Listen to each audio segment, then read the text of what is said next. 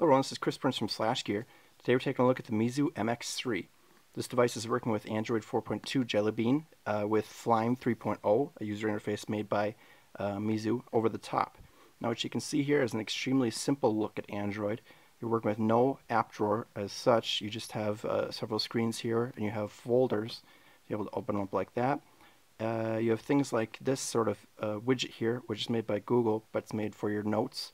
You have apps on each of these screens, and they're all collected here instead of under the surface. Right in the center here you see a home button. You have A and B. You can have more screens if you wish. You have simple connections to the phone. We'll tap into there like this. It's extremely simple user interface right there as well. You have a single home button, which is this little light right down here. This also shows you some notifications if you wish to modify it to do that. And otherwise you're working with everything on the screen. If I'm going to an app such as, if I go to 3D Mark, for example, and I want to go back, there's going to be a little thing on the screen added by the app developer, so you're able to go back and forth like that.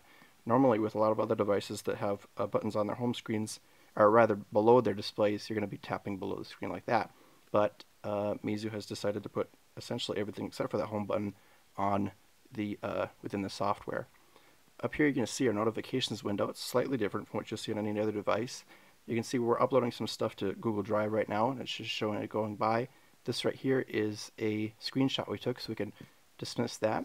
This only pulls down as far as you need it to pull down. If you only have this many notifications, it only pulls down this much. You have several little toggles here.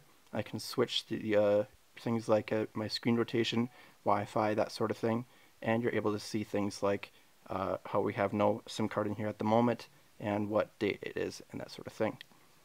If you want to get to settings, instead of being able to get to it from your screen up there, you're going to actually have to tap the icon there. You'll see that this is also slightly different from any other device you're going to see out there with Android, made specifically for the Flime UI. You're able to access things like this. You have a Flime account. If you have a Flime account, you're able to get apps through their App Store, which is called App Center. In App Center, you have lots of things from different countries like this, rather than working with a US-based interface, which we'll expect when we see the device released onto carriers here in the United States. One other thing, we'll go to Music, just to show you another bit of simple UI that they have here. You'll see the back button integrated right amongst the other buttons for play and fast forward and that sort of thing. We'll tap back out to the beginning here just to show you what it starts off like. This is the music that's based on your device. It comes with this one album, or it comes with a few albums rather, right out of the box, just so you get an idea of what you're going to be working with. If I tap into here, you'll see a list. If I tap here to play a song, it'll start playing right there. By the way, we have a volume button on the side here.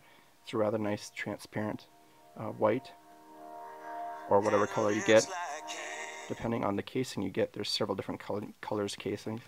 On the back you have the Meizu logo with MX there.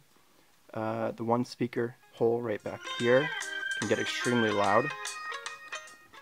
You have the one of a couple of mics right here, along with a single LED flash and back-facing camera.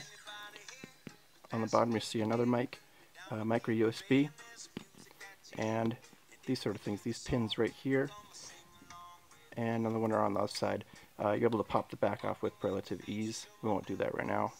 But you can see on the top we also have the other home button, or power button rather, and the single headphone jack.